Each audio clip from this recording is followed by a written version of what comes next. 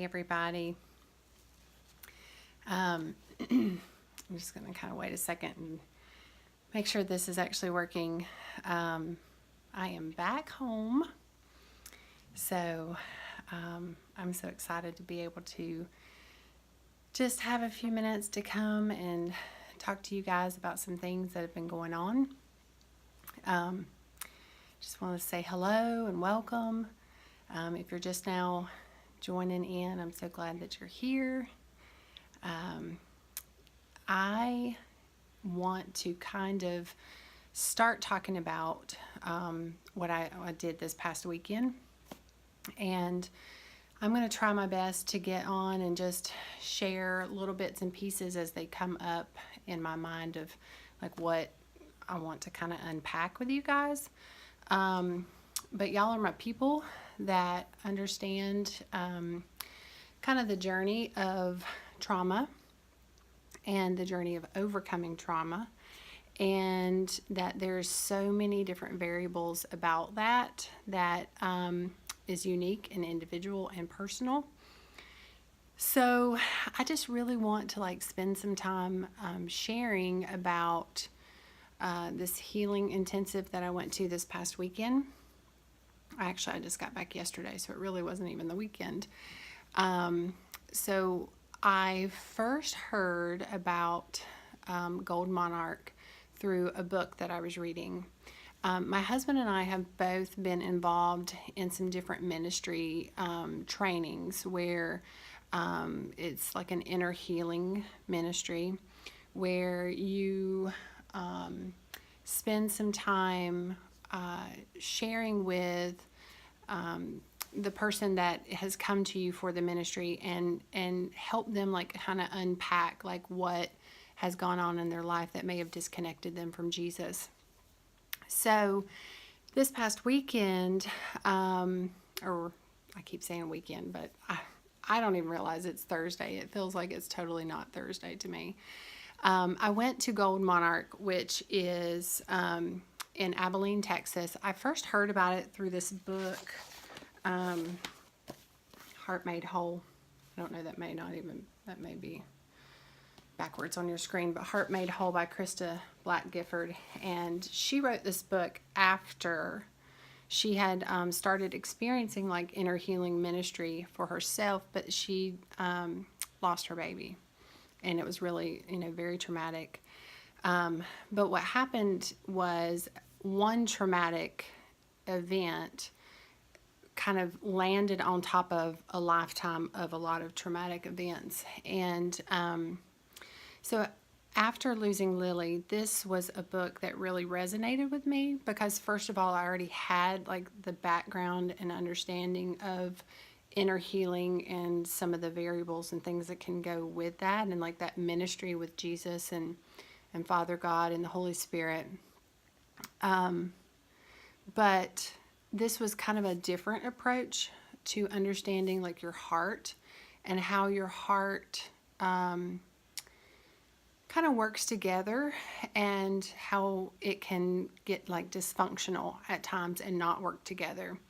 So in reading this book and really resonating with the message that it had in it, I knew, first of all, that I really felt led to receive this kind of ministry myself.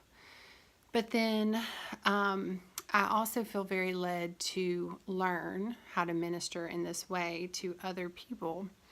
So first and foremost, most of you probably know, broken people are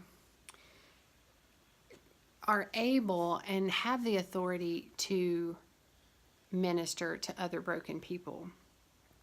But you really, really need to spend some time with the Lord and get yourself where you need to be before you start doing that. So when I started leaning on her beloved, the whole purpose of that was just to share my journey to wholeness, my journey to holistically kind of redefining my whole life, from what I'm eating to what I'm putting on my body, the chemicals that are in my home, how I'm parenting, how I am as a wife. There's just so much. And then also, like number one, but as part of it, because there's really no number one. It is all connected. I mean, it's how my heart is functioning. It's how my mind is functioning. It's understanding who I am. It's finding my identity. There's just so many variables to becoming your whole self. And so, again, the approach at Gold Monarch was one that just really spoke to me because they believe the same way. Like, it's not just about coming there for the inner healing ministry. There's so many other factors that are included in that. So I just wanted to start by like giving you kind of an overview of what went on there. I would love, love, love, love for you to send questions to me, to DM me with some questions and things that you might would like what do you want me to unpack first? What do you want more information about first? So just to kind of give you an idea of like the schedule. So we had an orientation time where we started learning about what Heart Sync is. And Heart Sync is the actual ministry name of the technique of what they're doing. I will definitely share more on that later. And I want to, share how it all works together. But then, to share some of the personal details of what I discovered with the Lord on just how my heart has responded to the trauma and the things that have happened to me. So the other thing is we had a chef that was amazing. Oh my goodness. I mean, like when you think about chefs, you think about like fussy people that are not very nice. That's what I think about when I think about chefs. Like it's always like that. I don't know, like the Ratatouille, if you've ever seen the movie Ratatouille. The chef is always like cranky and nobody can do anything right. And they're very, but oh my goodness, the chef at Gold Monarch was amazing. And the food that he prepared was prepared not only like in a standard that was extremely nutritious, like super good for you food, but it was also extremely delicious. And not only that, the presentation was a very high priority for him, and not just presentation of your plate, because you've all seen like the chef shows where they do their plates, but the table, like he would set the table to match the theme of the meal. We always had nice things to eat on, and just the placemats and the napkins and the flower arrangements and just the little details that he added to what we were experiencing with our food, and in a lot of cases like new foods that a lot of us haven't grown up eating, and certainly that is not something that we've had in our home, but that in itself was like huge for me. There were so many foods that my entire life I have said, oh, I don't like that, or I don't eat those.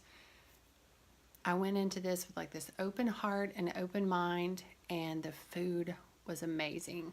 And I ate everything. There was not one thing that I said I'm not going to eat. We even had beets. I will say I ate a beet. I probably wouldn't just go buy them, but it's something that I do believe that if I continually added a beet or two here and there, I would be having beets very regularly. So the other thing is we had worship. We had worship every night and every morning while we were there. And of course, like worship is just what opens you up to the presence of God and brings, that manifest presence. to really just encounter Jesus. So there was teaching times, there was receiving times when we were being ministered to. We had 2 sessions of Heart Sync. So one block was with Amy, who's the one that her and her husband created Gold Monarch and like facilitate everything there. And the other was with Sue, who was amazing as well. She uses a combination of like Heart Sync ministry and Sozo ministry. And I can share a little more on those kind of things later as well. We had a spa time. So they had like a regular steam sauna. They had an infrared sauna. And then they had like a whirlpool tub with like the light therapy and the like Epsom salts and things that you could put in it with your essential oils. And so when you would have like your time for like spa therapy, you would pick what you wanted to do. And then you finish that time with massage, which was a very special massage. It was called raindrop therapy, which uses Young Living essential oils. They're the ones that have kind of come up with the raindrop technique. And that is like, that'll have to be a live video on its own because, number one, it was extremely interesting. Like it wasn't like any kind of massage I've ever had before, but it was definitely like detoxifying and, very relaxing. I mean, I at some point went to sleep and just was like in the zone. And it was also really neat because during that time that you were kind of like marinating with the oils on your back, they had a like prayer and affirmation that they played over you. And that's what really just kind of took me under. It was because the prayers and the affirmations that were being prayed, it was just amazing. So if you're just kind of joining in, I'm sharing about an inner healing retreat that I went to I actually got back last night, like super late, and just kind of sharing what we did there and hoping that you guys will think of some questions of what you want me to like focus in and share more about specifically like first. So then let's see, we did, of course, 3 meals a day that were just amazing with our chef and super nutritious. And not only that, so like when the meals were prepared, they were explained to us, like how it was prepared, what oils were used, what cooking methods were used, and just we had a nutritionist there. She came and had lunch with us one day and just shared ideas of ways to incorporate more nutritious things into our home life and with our families and our kids. And honestly, in a lot of ways, she took a lot of the stress out of things. Like, I had kind of been stressing since changing my diet about like, well, what do I do in those times when I have no other option but to eat out? She's like, just eat out. It's okay. If 95% of the time you're doing the right thing for your body, like, do not let that moment stress you out, because when you do, you're developing that kind of like all or nothing, like if, oh, well, I fell off the wagon for this meal and so now I'm just never going back. Well, no, you do what you have to do in that moment, but then you just get right back into what you're doing. You're making healthy meals at home. You're incorporating healthy techniques into your cooking at home. And it's all good. And it's not something you can do all of it like at one time. You just start gradually making some changes. So we had art therapy, and the art therapy was amazing. So one of the things that they did first was it was all like to be playful. There was no expectations, no plans. We weren't allowed to like as soon as they laid paints out and paper, my brain's like, oh, I'm going to do this.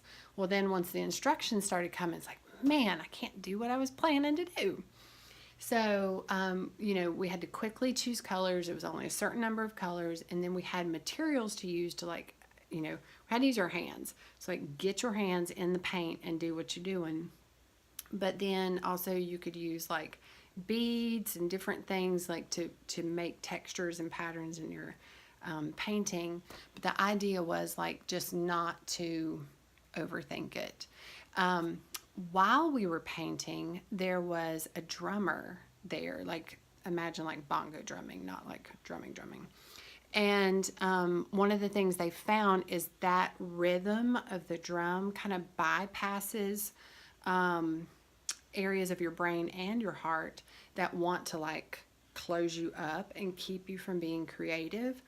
And so by doing that drumming, it opened you up to be more creative.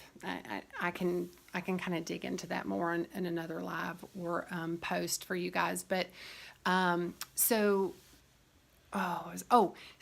once you finished your piece of art,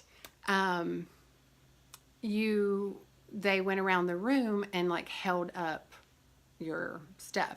So it's amazing like how you want to kind of like self-protect. So like you don't necessarily want people critiquing your work. But what was beautiful was there was absolutely nothing about it that was a critique or critical. It was like we would take our paper. We wouldn't, the instructor would. So she'd take the paper and she'd hold it like this, and people would talk about what they would see. And they would see things that you wouldn't have seen otherwise. Like, oh, I see a heart over here in this blob of paint, or I see this. And as soon as these things were mentioned, it was just like, wow, that is amazing. I didn't even see that there. Then they would take your painting and go like this and talk about what you see or feel or whatever, what you like. And then going all the way around your paper, just talking about just the different perspectives and all this stuff. And so it was really interesting to not only, create in that manner, but also to kind of like lay your heart out there and be like, okay, what do you think of what I created? But it was so encouraging. And I'm going to tell you right now that my girls are going to be getting that paint that we used, and we're going to make like a big old basket of those paints. We used like just watercolor paper. We used some foam board for some of ours, and then like those thick erasers and like Mardi Gras beads. So we would use the Mardi Gras beads to like make designs in it and just different things. But what I realized is, number one, I am so good at setting up experiences for my kids. Like, I let my kids paint. I let my kids color. I let them do puzzles. They do all these different things. But it is always with the intention that I can get something else done. So what I saw is how important it is for me to sit down with them and create as well. Like, my heart needs to create for no other purpose except just to create, not to try to sell something, not to try to impress someone, just to be playful and fun with my children. And so that was a huge takeaway. Let's see what else we've got here.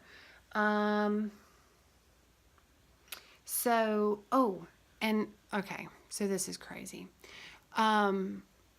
Equine therapy. They had equine therapy this particular time that I was there. It's the first time they've had it, and probably like the last time. Like, it was something they incorporated, but logistically it may not ever happen again. So I was hurt pretty bad on a horse when I was around 14, and gave horses a chance like a couple other times after that. Like, it took me a couple weeks to even recover from the accident that I had. But I went back to ride, and I just had so much fear. And then later on, like at youth camp or summer camp, I did another trail ride kind of thing, and had a lot of fear. And so I really just realized, like, it ain't worth it to me. I'm not, I don't have to do this horse thing. But okay, so, I show up for my inner healing retreat, and they got horses there. And that's one of my things I got to do is horses. And I'm thinking, there's no way I am doing horses. And the part of my heart that like wants to guard, that wants to be on guard. And I'll share more about that later. Like that is, there's so much to the heart that is just amazing. But that part of my heart was like, oh, heck no, you are not getting on a horse. No, not going to happen. Like, Lord, I don't know what you're thinking, but that ain't happening.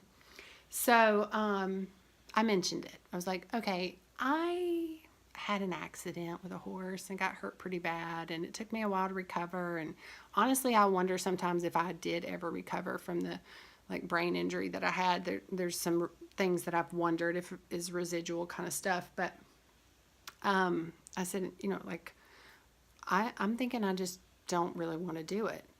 And so they were like, well, obviously you don't have to do anything you don't want to do, but maybe, just maybe, you've been set up for this. And so, and I knew that, I totally get the Lord and how he does things and that kind of respect. But my thought just kept going back to like, well, why? Like, why is this important to you, Lord? And so then that night, after I had like expressed that concern of having to do this, I wound up having dinner with, I was there with a bunch of couples, which was really kind of odd. The couples had their meals, but I was the only single person there. So I got to eat with Amy and David, who are the people who created this retreat center, and Jen, who was the equine therapist. So, this kind of gets me. So I decided just to like share it all with Jen. And I also mentioned, I said, what's weird is like we have these retreat houses, and these retreat houses were created because we live in horse country. And not only do we live in horse country, but we have like the International Equestrian Center that moved 2 miles from our house, where they've sunk like $100 million into this place. And we have these retreat houses. And Amy looked at me and she's like, oh my goodness, you have been so set up, not only set up just because God wants to heal you, but you live in horse country. You interact with people and their animals all the time. Like, he wants to see this part of you healed. And then I said, well, you know what else? We have a horse that showed up on our property, and I didn't want it. I kind of, I can't say I still can't say I want it, but it's here. And there's something to it. Like, obviously, it may not be for me to ever ride again, but there's something to it. So anyway, I had equine therapy while I was there.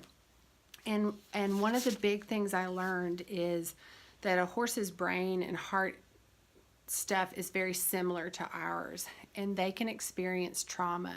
And typically the way horses are trained and dealt with is traumatic. Like, you have to basically get a horse to like let go of its emotions and its choices to become submissive to you as a person who is like going to get on its back and ride it and tell it where to go and what to do. You have to make that horse like kind of like, tune out and numb down and just go. And that's like why you break a horse. That's why, all these things happen. And you just think about, if you imagine the way we are, and if a horse's brain is very similar to ours in the way that it is created, what that does to a horse to be broken, and then every day to be made to do something that's against its will. And so as I had my time with Jen, and she shared what she had been through. Get this, she's like got her master's degree in family and children, like helping troubled children and families. But then she's also she's done equine therapy as part of that. And during the course of her time, of course, riding horses, you have injuries and things that come. I mean, it's just natural stuff. I had all those too before my big one happened. She had a big one too. And she really, really got hurt really, really bad. And not only that, but like, because she kind of was like, I can't be hurt. I'm just got to keep going. She got hurt even worse and then continued to get hurt like multiple times in that same year, not just with horses, but with other things. She had a lot that happened in that one year. And as we went through like why these things happened and like why the horse responded the way it did, and honestly, like answering questions I have had for, let's see, I was 14 years old, 16 years. Does that add up? No. Well, I'm 40. Okay, I can't do math. I can't do math on a live video. If you know what 40 minus 14 is, would you please let me know? Is that 26? That's crazy to even think that it could be 26 years ago. But, wow. I've had questions about what happened. What did I do wrong? What did I do that made that horse hurt me? And there's things that she shared that just made this light bulb come on, like, oh my goodness. Oh, thank you. It is 26. Oh, I am getting a lot older than I think. I think I'm still 30. That's what it is, but I'm 40. So anyway, what was I going to say? Oh, so Jen, she's sitting there and she's sharing all this stuff with me. And I mean, just, her heart is so tender toward me because she understands like exactly where I'm at. And she was so honoring of just my story and my wounds and the traumas, not only from that horse, but oh my goodness. I mean, like traumas that have just been throughout my life that, she looked at me and she said, it just tears me up to even think about it. She said, I've not known exactly why God had me on this path, to become this therapist and to become, interested in horses and all these different things. And she said, and then, I don't know why I got hurt. And I don't know why all this other stuff happened. And I don't know even how I wound up here at this retreat center. She said, but if it was to help you, it was all worth it. And I know that feeling because that has honestly like been the cry of my heart since I started the website after losing our baby. It's like, if I can just help one person to come past what I've come through and I'm going through. I mean, I'm not there yet, but if I can just help one person, it's all worth it. And that's what Jesus does for us. I mean, that is the gospel, like lived out in our lives. Like we go through some really hard stuff. I could really say like a whole nother S word because it's hard, the stuff we go through. But, with him, we can do it.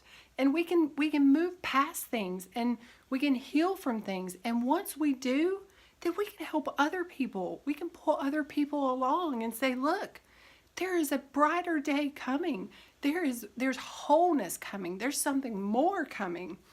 And that is what I just really feel like I experienced this week at this retreat. It was like over and over and over again, God was confirming, you are going to walk in wholeness. You are going to walk in something that is bigger than you can even imagine.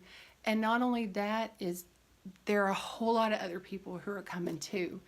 And I'm just so thankful for that. I can't even explain like how thankful I am. But I wasn't. Sorry. Oh. So the retreat.